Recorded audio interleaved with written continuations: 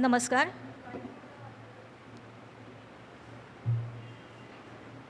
कार्यक्रमाचे अध्यक्ष टिळक सरांचं सभागृहामध्ये आगमन झालं आहे. आपण सर्वांनी टाळ्या वाजवून त्यांचं स्वागत करूयात. कार्यकारी विश्वस्त श्रीयुत दिघे सर, आगवण सर, काळे सर यांना मी विनंती करते की त्यांनी व्यासपीठावर येऊन आसनस्थ व्हावं. सर,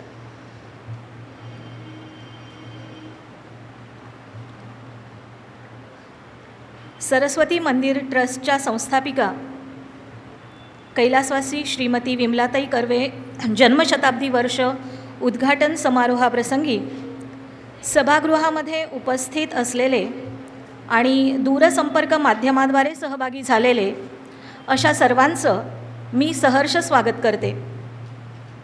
आजच्या कार्यक्रमाचे अध्यक्ष आदरणीय श्रीयुत अशोक टिळक सर, प्रमुख पाहुणे सन्माननीय संसद सदस्य डॉक्टर श्री विनयजी सहस्त्रबुद्धे, सरस्वती मंदिर ट्रस्टचे कार्यकारी विश्वस्त सन्माननीय श्रीयुत सुरेंद्र दिघे सर, विश्वस्त मंडळातील सन्माननीय सदस्य श्रीयुत गणेश काळे सर, श्रीमती अनुराधा आपटे मॅडम, श्रीयुत विकास दामले सर, श्रीमती माधुरी पेजावर मॅडम, श्रीयुत पुरुषोत्तम आगवण सर, माध्यमिक विभागाच्या मुख्याध्यापिका श्रीमती रंजना अर्जुनबाई, प्राथमिक विभागाच्या मुख्याध्यापिका श्रीमती अपर्णा सावर्डेकरबाई, प्राथमिक विभाग इंग्रजी माध्यमाच्या मुख्याध्यापिका श्रीमती ऋता जोशी मॅडम, पूर्व प्राथमिक मराठी माध्यमाच्या मुख्याध्यापिका श्रीमती रती भोसेकरबाई, पूर्व प्राथमिक इंग्रजी माध्यमाच्या मुख्याध्यापिका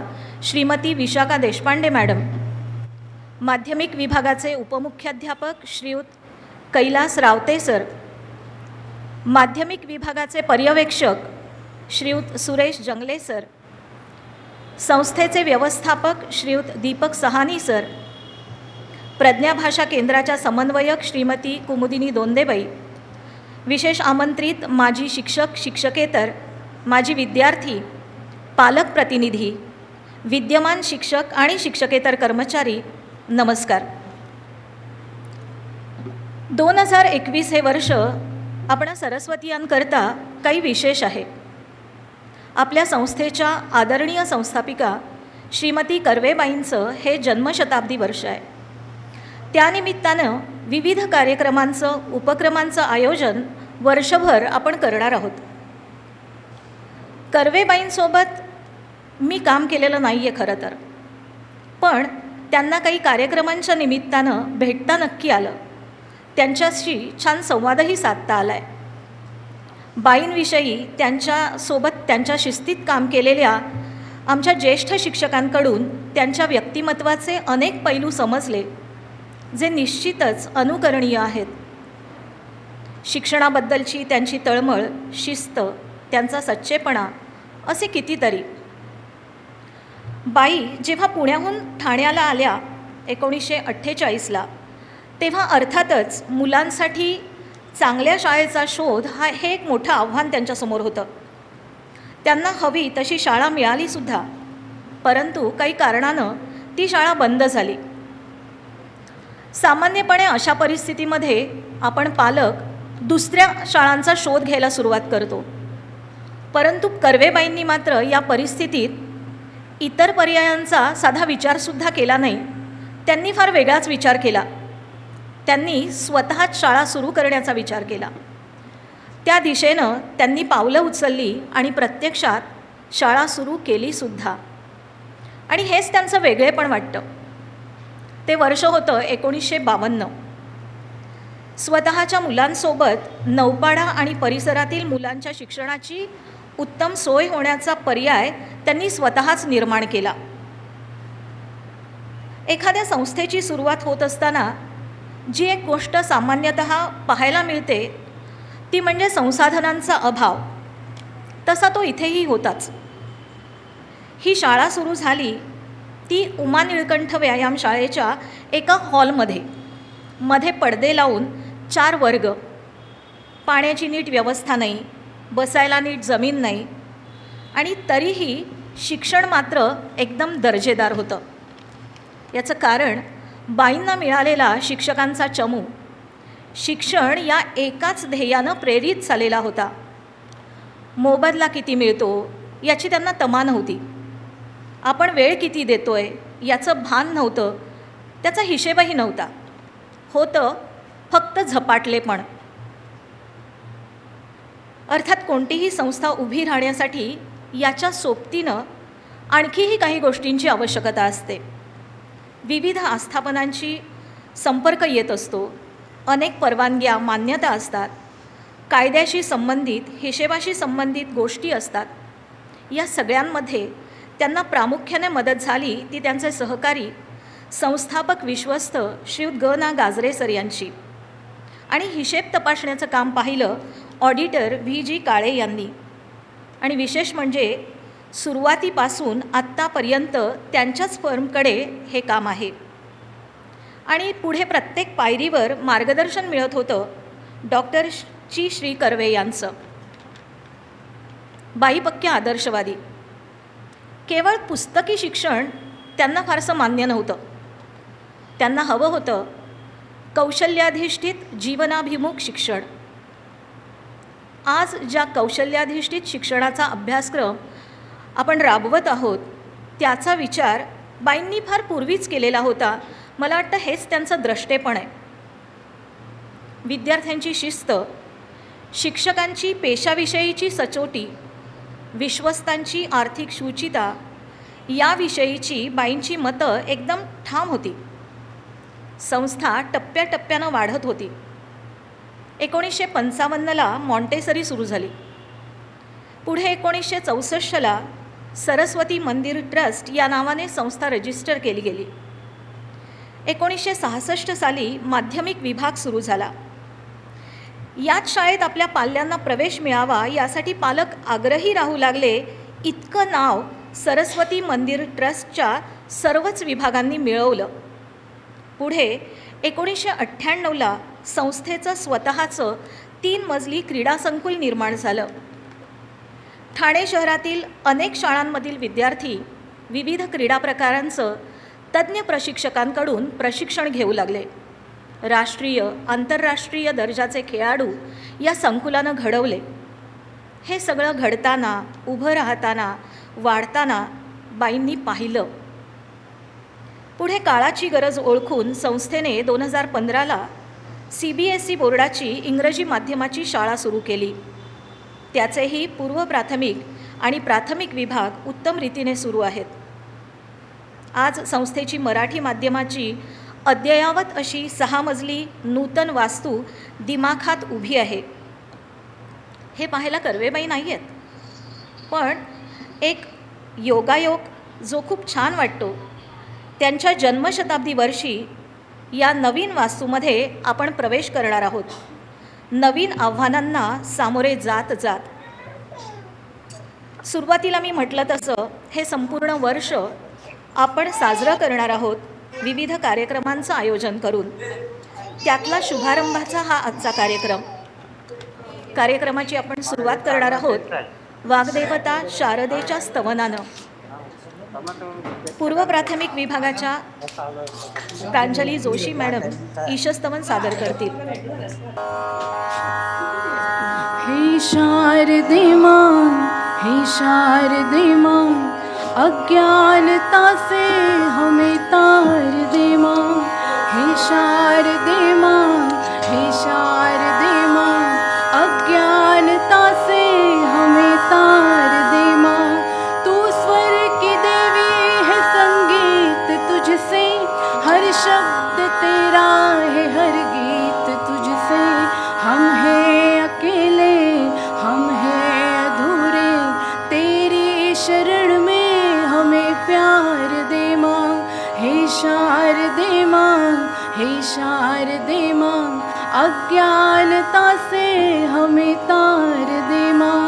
मुनियों ने समझी, गुनियों ने जानी, वेदों की भाषा पुराणों की बानी. मुनियों ने समझी, गुनियों ने जानी, वेदों की भाषा पुराणों की बानी. हम ही तो समझे, हम ही तो जाने, विद्या का हमको अधिकार दे माँ, हे शारदे माँ, हे शारदे माँ, अज्ञानता से हमें तार दे माँ। तू श्वेत वर्णी कमल पे विराजे, हाथों में वीणा मुकुट सर पे साजे। तू श्वेत वर्णी कमल पे विराजे, हाथों में वीणा मुकुट सर पे साजे। मन से हमारे मिटा दे अंधेरे, हमको उजालों का संसार दे माँ, हे शारदे माँ, हे शारदे माँ, अज्ञानता से हमें तार दे माँ, हमें तार दे माँ, हमें तार दे माँ। धन्यवाद। यानंतर आपण जे गीत ऐकणार आहोत ते गीत कर्वेबाईंनीच लिहिलेलं आहे. विद्यार्थी कसा असावा, कसा घडावा याबद्दलचे त्यांचे विचार आपल्याला या त्यांच्या स्फूर्तिगीतातून दिसतात. तेही गीत आपल्यासमोर सादर करतील प्रणाली जोशी मॅडम. शक्ती देवी तू, बल देवी तू, शक्ती देवी तू, बल देवी तू, नमन तुला माझे माते, नमन तुला माझे, नमन तुला माझे माते, नमन तुला माझे. बाहुबल दे तनु दे सुंदर, धीट मनोबल हेच खरे धन.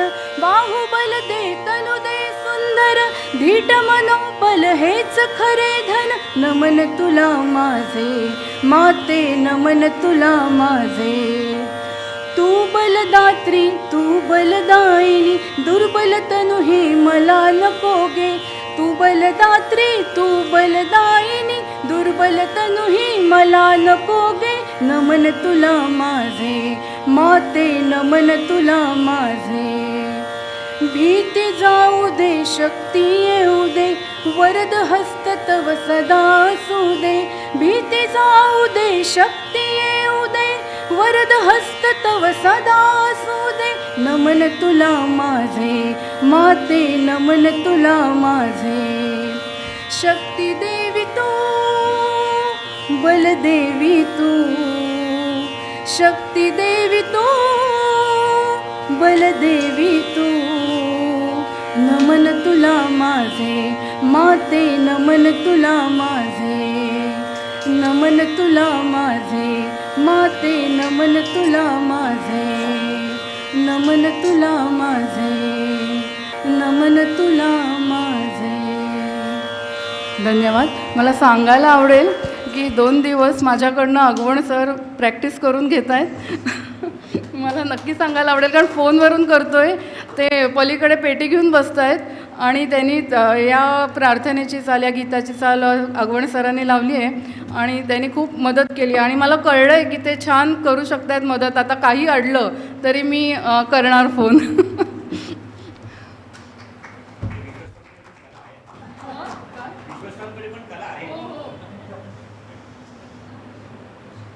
ही प्रार्थना मला वाटते आपल्या संकुलामध्ये सुद्धा रोज म्हटली जाते कारण टिळकबाई ही प्रार्थना सोबत म्हणत होत्या आणि त्या संकुलात यायच्या तेव्हा ही प्रार्थना नक्की असणार आहे.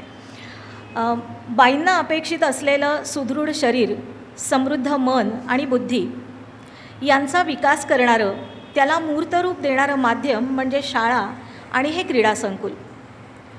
हे क्रीडा संकुल साकारण्यामध्ये, त्याच्या उभारणीमध्ये ज्यांचं मोलाचं योगदान आहे ते म्हणजे संस्थेचे कार्यकारी विश्वस्त सन्माननीय श्रीयुत दिघे सर. नाविन्याचा ध्यास असलेले, कल्पक आणि त्या कल्पना प्रत्यक्षात आणण्यासाठी लागणारं उत्तम नियोजन कौशल्य असणारे, अत्यंत उत्साही आणि तत्पर, कोणताही बदल स्वीकारण्यासाठी तयार असलेले, कुठल्याही आव्हानांना खंबीरपणे सामोरे जाणारे, दीर्घकाळपर्यंत संस्थेच्या वाटचालीचे साक्षीदार असलेले दिघे सर आजच्या कार्यक्रमाचं प्रास्ताविक करणार आहेत. सरांना विनंती आहे की कार्यक्रमाचं प्रास्ताविक सरांनी करावं.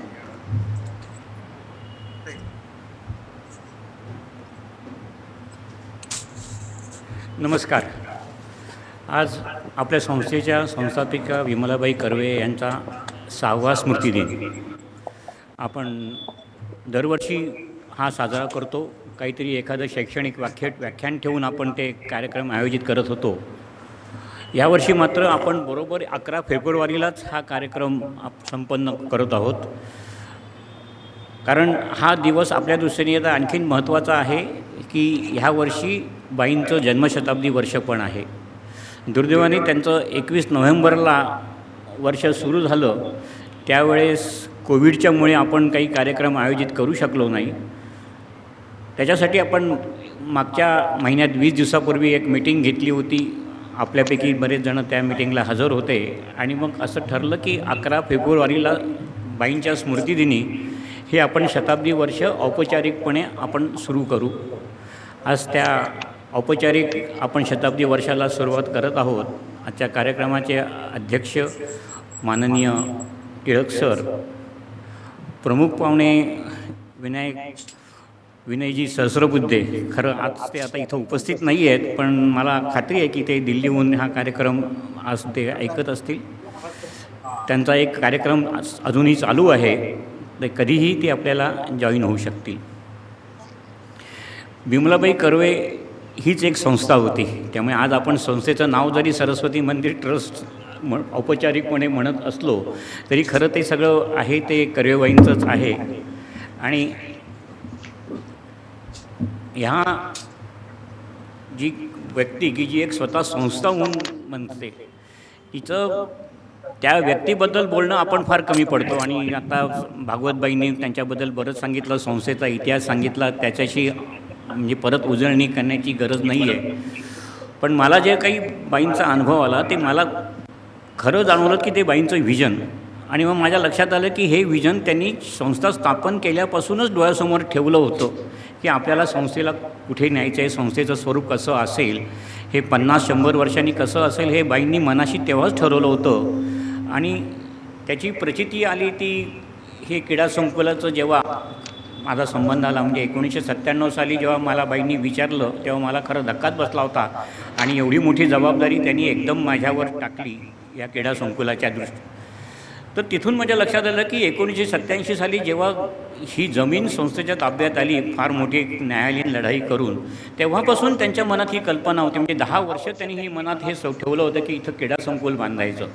त्यांनी तेव्हा इंग्रजी शाळेचं स्वप्न बघितलं नव्हतं की ही मोक्याची जागा आहे आणि आता त्यावेळेस ठाण्यामध्ये इंग्रजी शाळांना फार स्कोप होता वगैरे. तर त्यांच्या मनात ते क्रीडा संकुलच करायचं होतं. कारण मगाशी सांगितल्याप्रमाणे मुलांचं, विद्यार्थ्यांचं व्यक्तिमत्व विकासामध्ये शारीरिक क्षमता ही एक महत्त्वाचं अंग त्यांना माहीत होतं. तर त्यांनी त्यावेळेस ते व्हिजन डोळ्यासमोर ठेवून ते प्रत्यक्षात आणलं. आज 1998 सालचा नंतरचा सर्व हा आपल्याला इतिहास माहीत आहे. क्रीडा संकुल तर सेटल झालं. त्याच्यावरती एकच गोष्ट मला आठवते की जेव्हा ही क्रीडा संकुलाची कल्पना मांडली होती आणि त्याचा खर्चाचा विचार वगैरे, कारण तेव्हा नुसतंच ग्राउंड फ्लोअरचं काम चालू होतं, वरचं सगळंच व्हायचं होतं. आणि साधारणपणे पहिल्या मजल्याचा ग्राउंड फ्लोअर आणि पहिल्या मजल्याचा खर्च त्या काळात 67 लाख सांगितला गेला होता. तर बाईंनी हे केलं की हे आता आपण करायचं आहे, पुढे ह्याचं काय करायचं. तर एक जो प्रोजेक्ट त्यावेळेस तो दिला होता, तेव्हा बाईंना मी म्हटलं होतं की हे पैसे आपल्याला 10 वर्षात परत आपल्याला संस्थेला परत करता येतील आणि त्याच्यासाठी की थोडंसं शुल्क आपल्याला करावं लागेल वगैरे.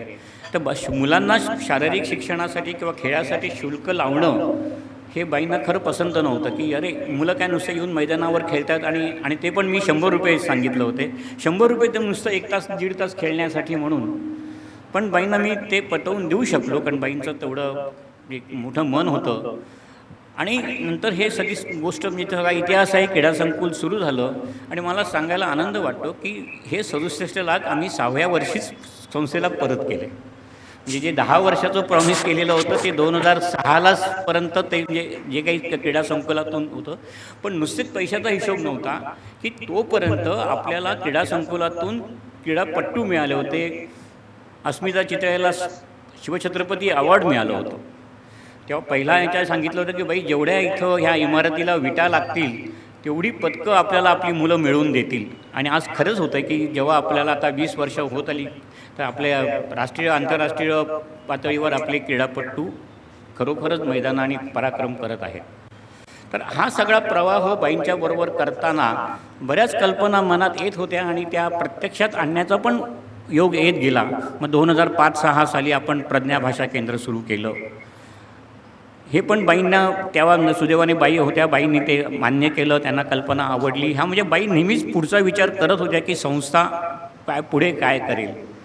तर आता ह्यावेळेस जो आपण शताब्दी वर्षाला आपण त्यांचं सुरुवात करतोय, त्यांची आपण आठवण काढतोय, तेव्हा तशाच प्रकारचं व्हिजन आता आपल्याला डोळ्यासमोर एक संस्था म्हणून ठेवायला पाहिजे. तीच खरी बाईंना श्रद्धांजली होईल. आता पुढील बाईंनी 50 वर्षाचा विचार केला होता, आपण आता पुढील 20 वर्षाचा तरी विचार करू शकतो का, हा आता पहिला मनात आहे. 2020 साल हे फार पूर्वीपासून आपल्या मनात ठसलेलं होतं. त्याचं मुख्य कारण म्हणजे आपले भूतपूर्व राष्ट्रपती डॉक्टर अब्दुल कलाम साहेब यांनी एक स्वप्न दिलं होतं देशाला की 2020 साली भारत हा एक समर्थ देश असेल, तरुणांचा देश असेल. आणि तेव्हापासून 2020 साल हे सर्व भारतीयांच्या मनात ठसलेलं होतं. दुर्दैवाने मागच्या वर्षी कोविड 2020 हे एका वेगळ्या अर्थाने गाजलं गेलं कोविडमुळे.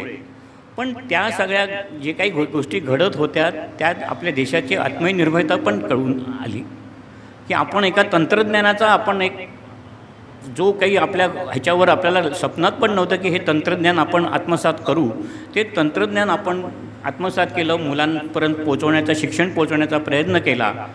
त्या काळात आपल्या शाळेतल्या सर्व शिक्षकांनी खरोखरच छान काम केलं. म्हणजे त्या मला स्वतःला विश्वास बसत नव्हता की असं शिक्षक एवढे व्हिडिओ, शिक्षणाचे व्हिडिओ आणि ऑनलाईन एज्युकेशन आपण करू शकू, कारण कोणालाच काही कल्पना नव्हती. तेव्हा आपण ते आव्हान स्वीकारलं. हा एक फार ठामपणे आपण सांगू शकतो की नाही, आम्ही हे फार यशस्वीपणे करू शकलो. तर आता जर आपण अशा गोष्टी करू शकतो तर अशा आणखीन पुढे काही गोष्टी आपण करू शकतो का. मागच्या महिन्यात जेव्हा ह्या संदर्भात मीटिंग झाली होती ऑर्गनायझिंग कमिटीची, तेव्हा आपण बऱ्याच कल्पना आपल्यापैकी लोकांनी मांडल्या होत्या.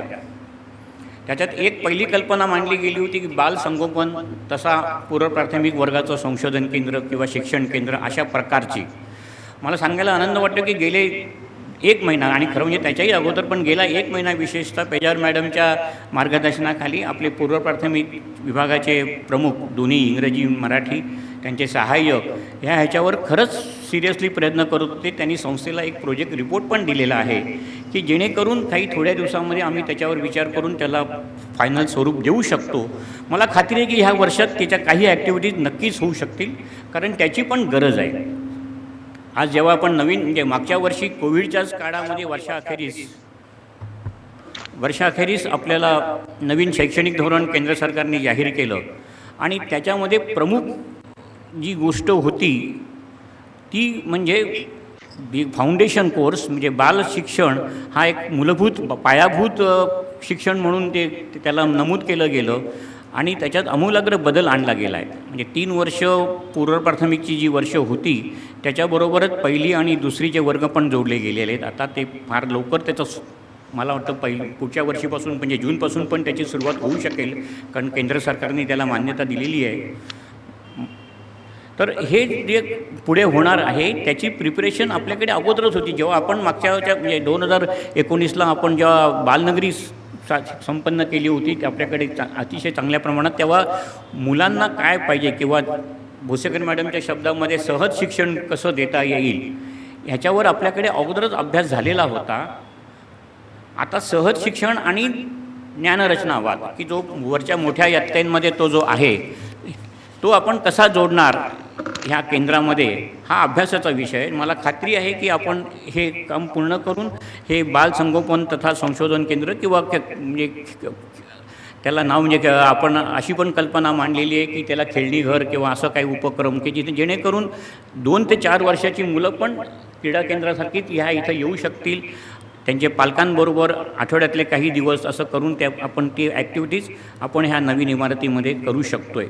आता नवीन इमारत तर झालेलीच आहे, ती इमारत झाली हा एक टप्पा झाला, पण त्याच्यासाठी आता आपल्याला जो काही खर्च झालेला आहे आणि त्याच्याचबरोबर जी काही जागा उपलब्ध आहे ती आपण कशी उपयोगात आणू ही फार महत्त्वाची जबाबदारी विश्वस्त मंडळावर आहे. त्या सभेमध्ये आपल्या माजी शिक्षिका बर्वेबाईंनी भाषा केंद्रासंदर्भात काही मतं मांडली होती. ह्याविषयी पण गेल्या 15 दिवसांमध्ये काही मीटिंग झालेल्या आहेत.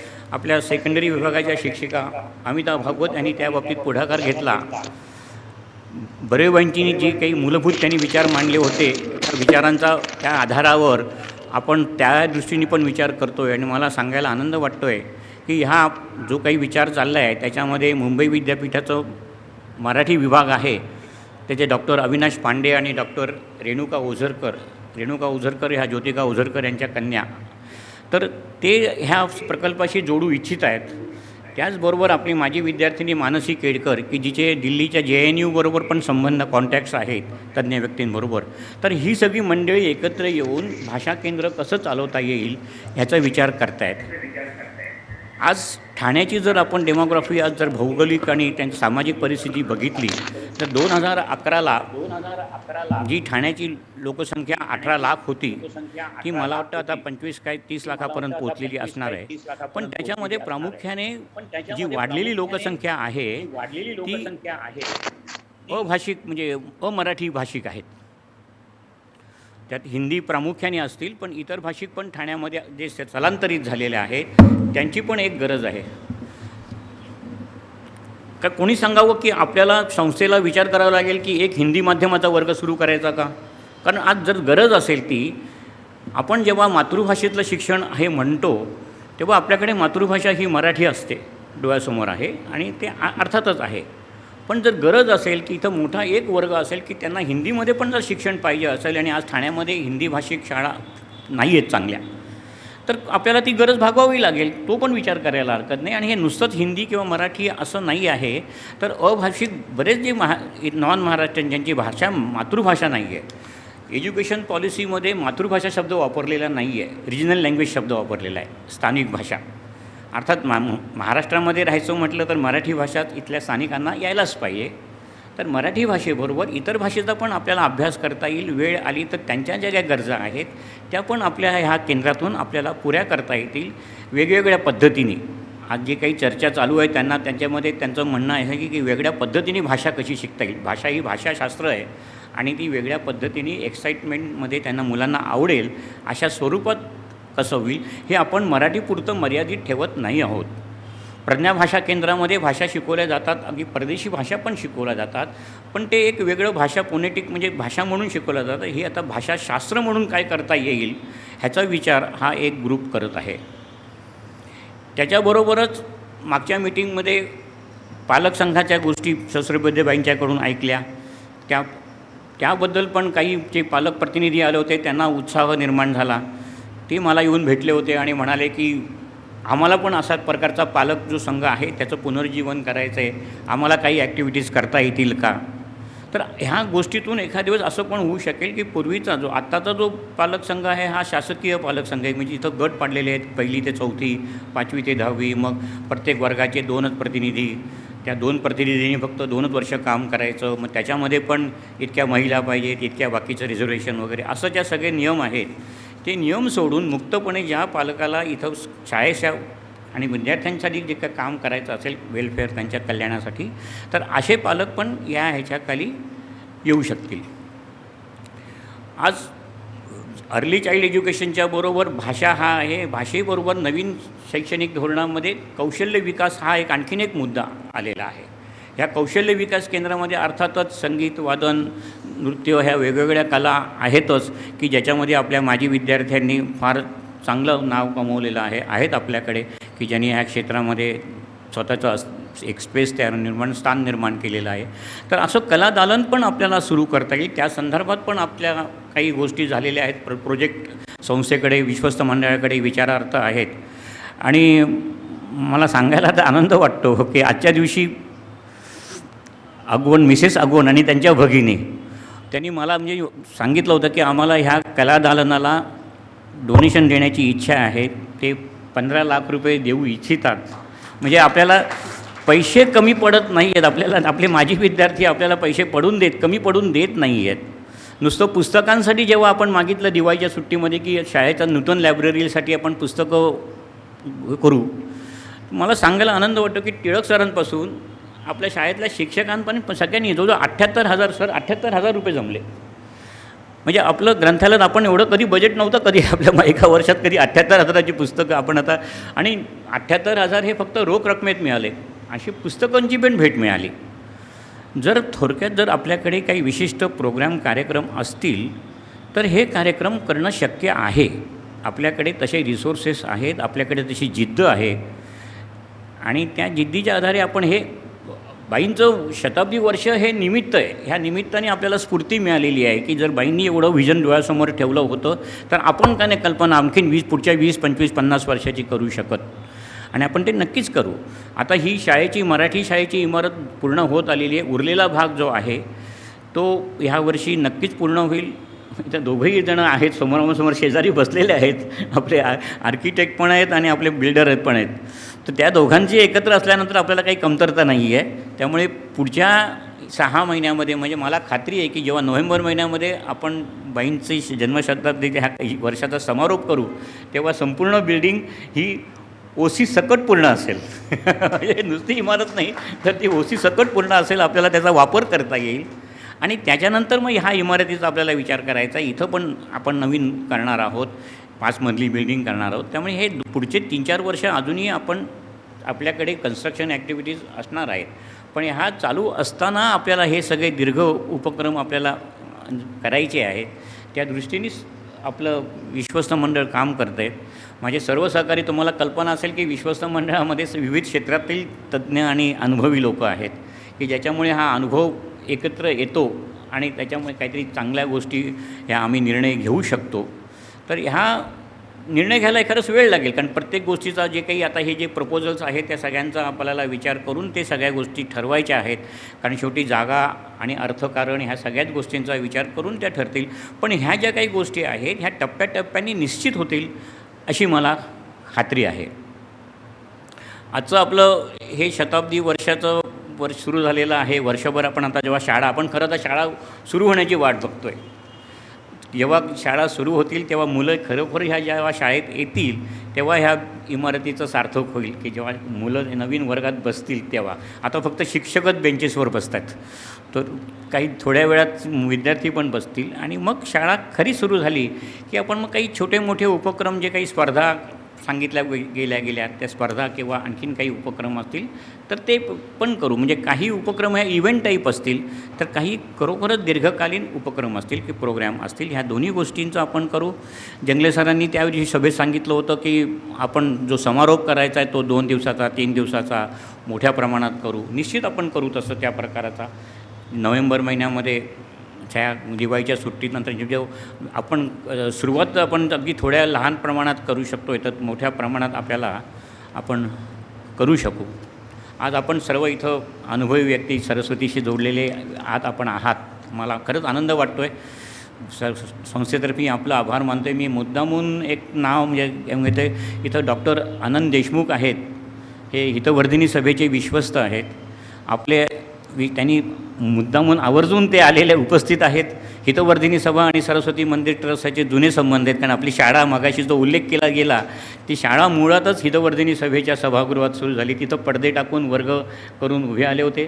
ते अगत्याने आलेले आहेत. देशमुख सर, मी तुमचं स्वागत करतो आणि धन्यवाद आपण आल्याबद्दल. कालच त्यांच्या एका पुस्तकाचं प्रकाशन झालं, फार जोरात प्रकाशन झालं. ते कितवं पुस्तक होतं मला लक्षात नाही, पण ते बहुतेक 20च्या 20 आकडा तर नक्कीच त्यांनी ओलांडलेला आहे. रघुनाथ कर्वे यांच्यावर त्यांनी समीक्षात्मक 7 खंड लिहिलेले आहेत, अभ्यासपूर्ण. तर तुम्ही आलात, आम्हाला आनंद वाटला. आपण सर्व इथं आलात, माझी शिक्षक, मुख्याध्यापक सगळे, मी प्रत्येकाचं नाव घेत नाहीत, पण आपण सगळे सरस्वती उपस्थित झालेला आहात. संस्थेतर्फे मी आपले आभार मानतो आणि आपण कर्वेबाईंची स्मृती घेऊन पुढील वाटचाल अशीच चालू ठेवू अशी आशा व्यक्त करतो. धन्यवाद.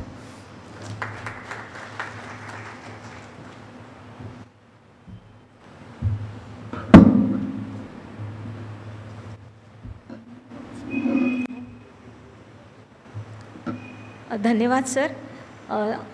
इतिहासामध्ये डोकावत पुढे वाटचाल करायची असते आणि भविष्याचा वेध घ्यायचा असतो असं म्हणतात.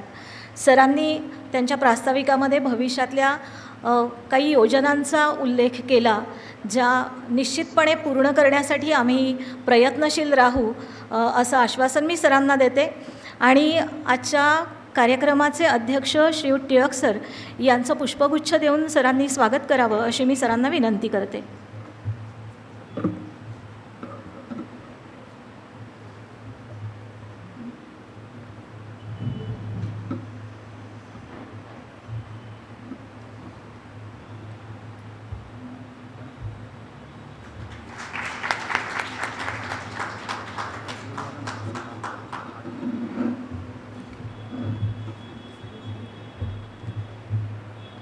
धन्यवाद सर. आजच्या कार्यक्रमाचा योग काही खासच जुळून आलेला आहे.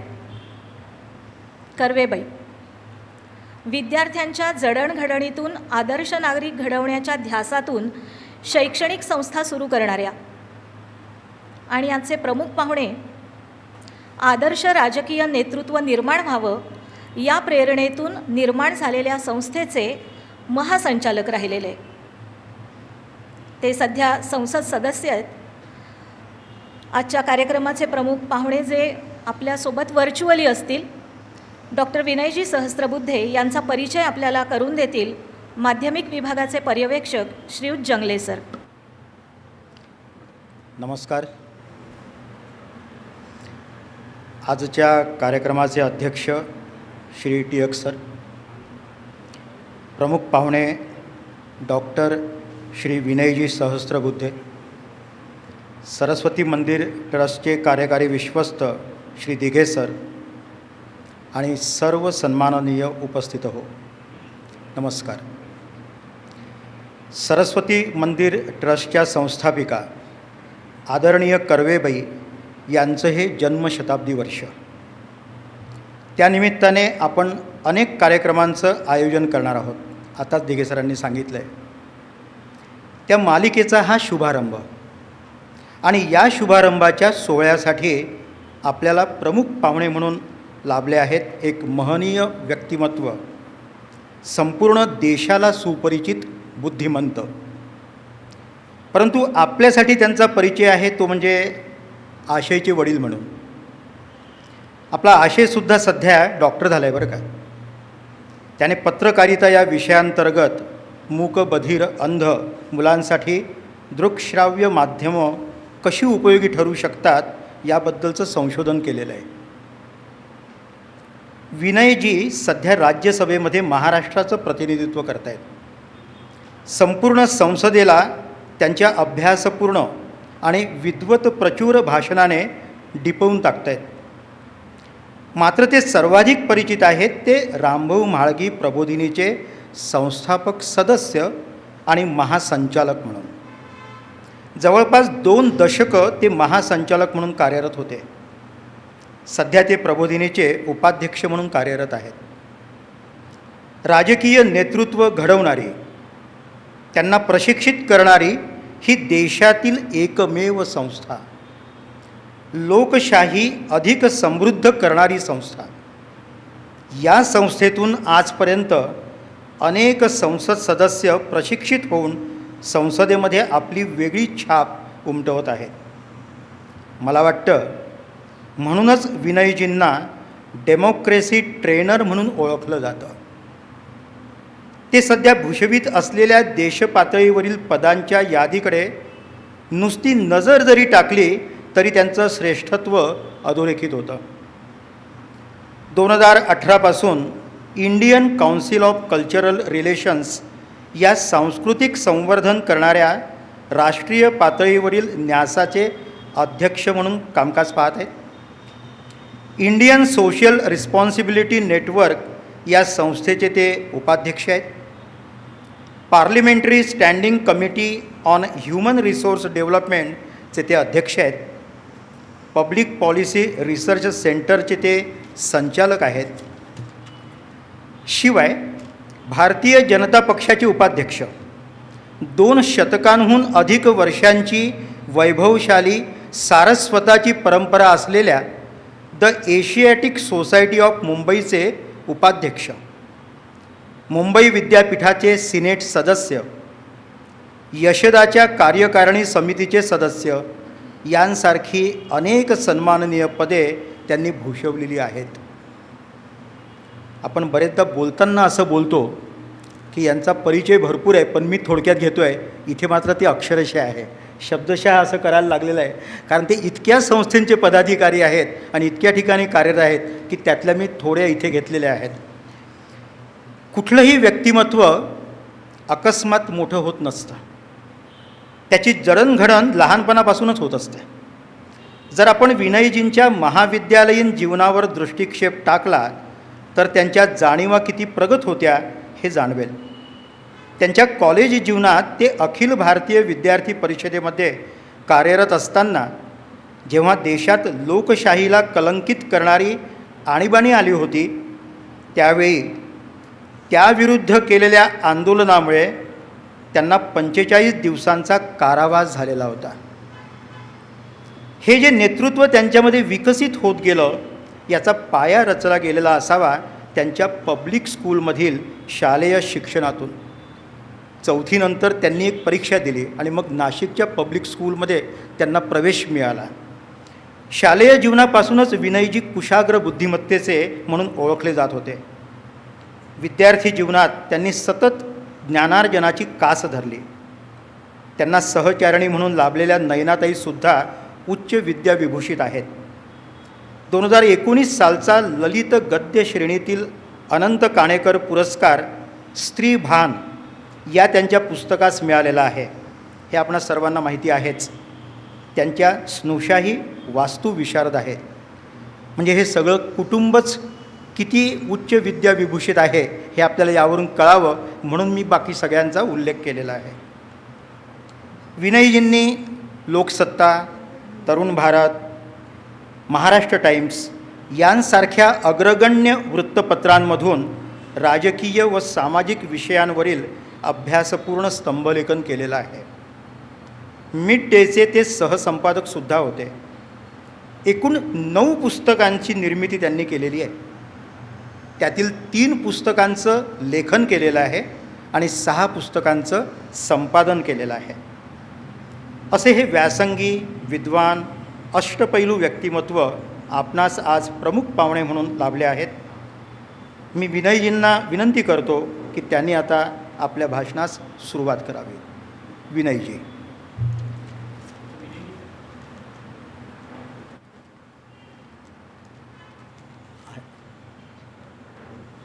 विनयजी उपस्थित आहेत, लाईव्ह आहेत, ते थोड्या वेळात जॉईन होऊ शकतील.